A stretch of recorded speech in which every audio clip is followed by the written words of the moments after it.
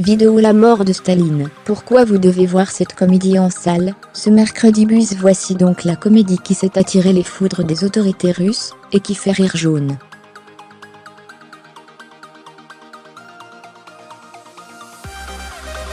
La mort de Staline, comédie enjouée du réalisateur britannique Armando Iannucci, traite comme une farce la lutte au sein de la garde rapprochée de Staline après sa mort en 1953.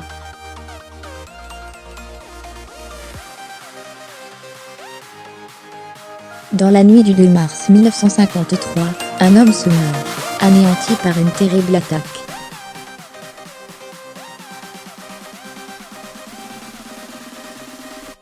Cet homme, dictateur, tyran, tortionnaire, c'est Joseph Staline. Et si chaque membre de sa garde rapprochée comme Beria, Khrouchtchev ou encore Malenkov la joue fine, le poste suprême de secrétaire général de l'URSS est à portée de main.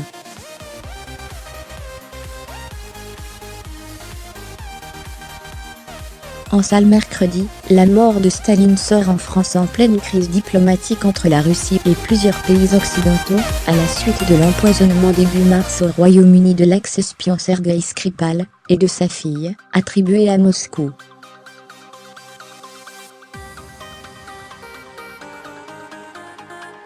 Bien avant ces fortes tensions diplomatiques, ce long métrage de Armando Iannucci avait provoqué une crise en Russie, où il a été considéré comme une comédie extrémiste, qui s'en prend à des symboles nationaux russes.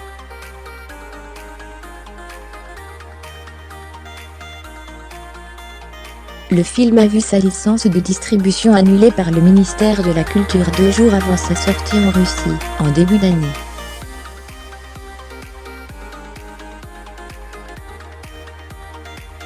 Un cinéma moscovite qui a diffusé le film a même écopé d'une amende. Voir aussi Armando Iannucci. Les Russes que j'ai rencontrés, qui ont grandi sous Staline, ont dit que mon film est drôle, mais vrai Iannucci, connu pour ses satires politiques, voulait au départ se pencher sur la figure d'un dictateur avant de découvrir le roman graphique des Français Fabien Nury et Thierry Robin, dont il a apprécié la dimension à la fois cruelle et comique.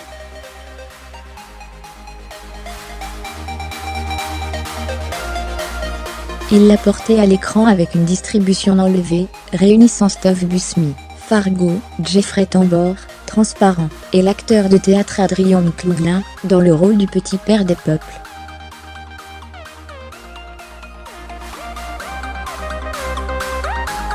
Notre intention était de réaliser un film drôle, qui désarçonne Armando Iannucci menait tambour battant.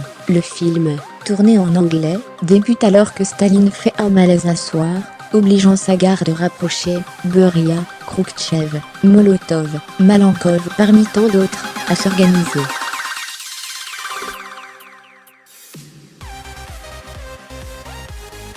Première difficulté, trouver un médecin, alors que la plupart sont au goulag, rappelle le film qui multiplie les clins d'œil et anecdotes sur cette page sombre de l'histoire.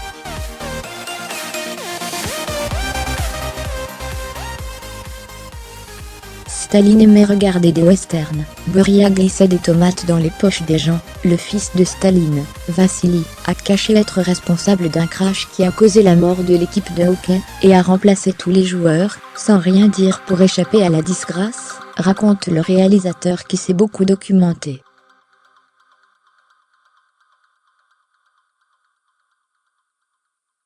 Pour donner vie au film, il s'est rendu en Russie, pour visiter la datcha de Staline et autres lieux importants.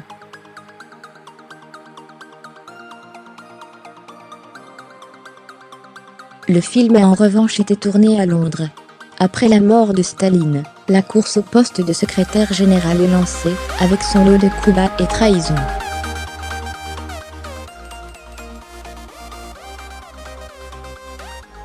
Des scènes où se mêlent tragique et comédie. La rédaction de l' s'y mit à jour, créée, Emile Touté.